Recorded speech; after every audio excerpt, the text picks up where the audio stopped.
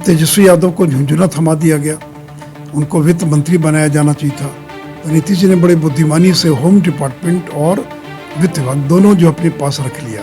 और कोई भी ऐसा मुकदमा नहीं 302 छोड़कर जिन पर न्यू एक्सटॉर्शन हो, आर्म्स एक्ट हो, किडनैपिंग हो, ये कार्तिकेय कुमार, इन पर भी किडनैपिंग का केस दर्ज मैं देख रहा हूँ। अनंत सिंह के दाहिना हाथ है।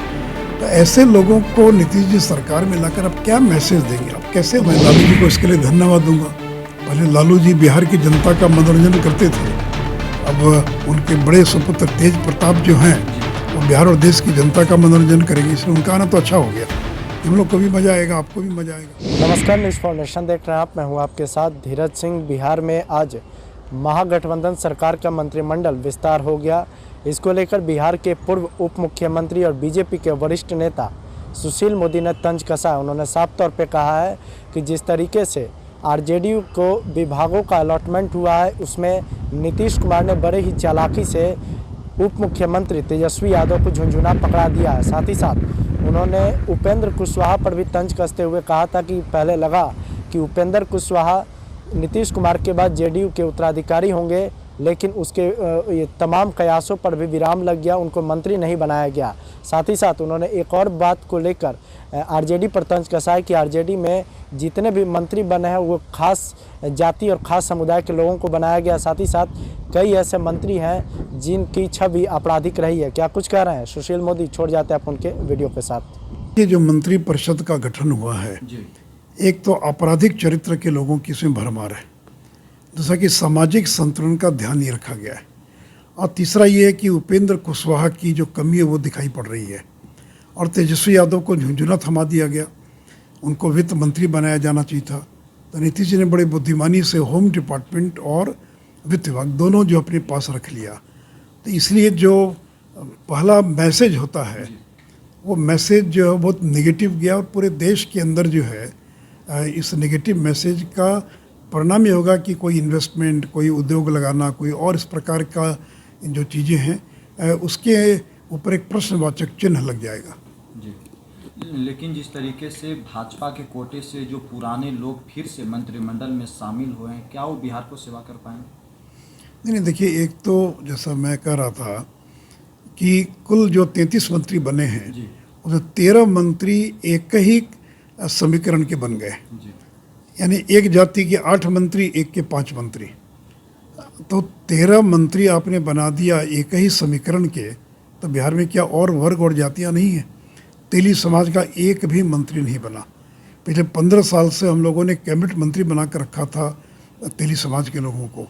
कानून समाज को कोई व्यक्ति मंत्री नहीं बना। हमने अति पिछड़ा समाज की रेणु देवी जो नूनिया समाज से आती हैं उनको डिप्टी सीएम बनाया था। वैसे समाज के तारकिशोर जी को हम लोगों ने डिप्टी सीएम बनाया। एक भी कान्य जो ब्राह्मण मंत्री परिषद में नहीं है। मैथिल ब्राह्मणों की भी संख्या घट गई, राजपूतों की भी संख्या घट गई।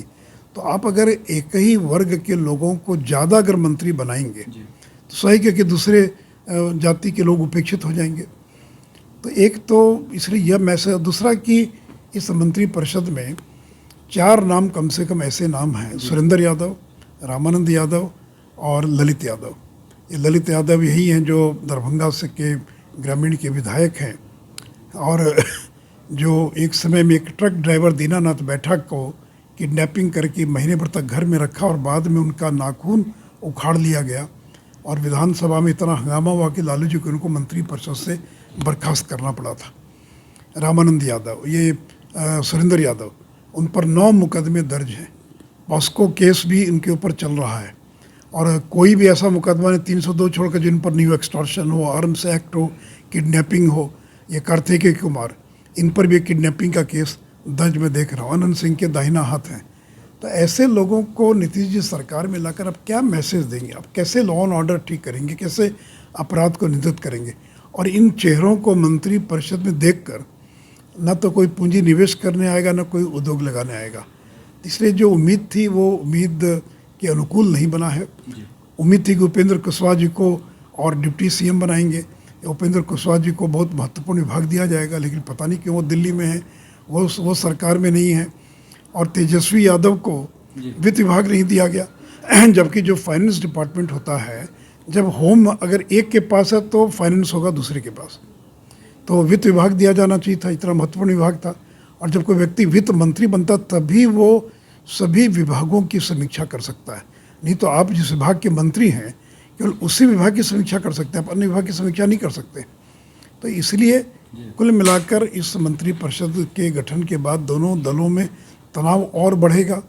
जो कांग्रेस पार्टी है वो सवर्णों की पार्टी मानी जाती थी, एक भी सवर्ण को उन्होंने मंत्री नहीं बनाया। तो इसलिए कुल मिलाकर ये असंतुलित है और आपराधिक छवि के लोग जो हैं वो इस मंत्रिपरिषद में साफ साफ दिखाई पड़ रहे हैं। तेज प्रताप भी मंत्रिमंडल में शामिल हुए हैं सर। तो मैं लालू जी को इसके लिए धन्यवाद दूंगा। पहले लालू जी बिहार की जनता का मनोरंजन करते थे, अब उनके बड़े सुपुत्र तेज प्रताप जो हैं वो बिहार और देश की जनता का मनोरंजन करेंगे, इसलिए उनका आना तो अच्छा हो गया कि हम लोग को भी मज़ा आएगा, आपको भी मज़ा आएगा।